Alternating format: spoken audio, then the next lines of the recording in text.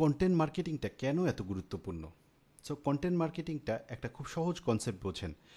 কনসেপ্টটা হচ্ছে যে একটা ব্র্যান্ডের কাছে সাধারণ মানুষজন আসছে, যেহেতু সাধারণ মানুষজনের বিভিন্ন প্রবলেমের সলিউশন দিচ্ছে এই ব্র্যান্ডটা, বা তাদের বিভিন্ন প্রবলেমের সলিউশন নিয়ে কন্টেন্ট তৈরি করছে, খুব স্বাভাবিকভাবে এই কন্টেন্টগুলোকে সাধারণ মানুষজন পাওয়ার জন্য সাধারণ মানুষজন এই কন্টেন্টগুলোকে খুঁজে নিচ্ছে। সো এখানে ব্র্যান্ডটা তাদের কাছে যাচ্ছে না, বরং সেই মানুষগুলোই এই ব্র্যান্ডের কাছে আসছে। সো ডেফিনেটলি এটা প্রচণ্ড ইফেক্টিভ একটা মার্কেটিং স্ট্র্যাটেজি, যেই মার্কেটিং স্ট্র্যাটেজির মাধ্যমে খুব সহজেই আপনি আপনার অডিয়েন্সের অ্যাটেনশনকে গ্রো করতে পারবেন।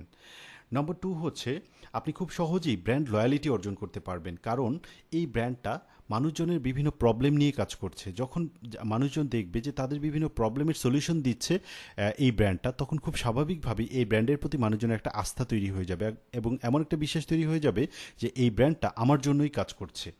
সো খুব সহজেই আপনি কন্টেন্ট মার্কেটিংয়ের মাধ্যমে আপনার অডিয়েন্সের কাছে ব্র্যান্ড লয়ালিটি অর্জন করতে পারবেন।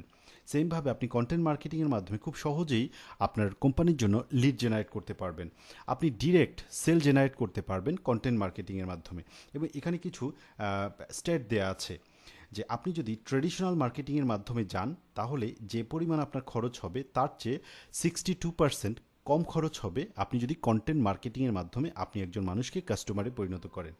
এখানে আমরা দেখতে পাচ্ছি যে আপনি যত টাকা খরচ করবেন আপনি হচ্ছে ট্রেডিশনাল মিডিয়াতে, তার 3 ভাগের 1 ভাগ খরচ হবে আপনি যদি কন্টেন্ট মার্কেটিংয়ের মাধ্যমে আপনার অডিয়েন্সের কাছে পৌঁছান।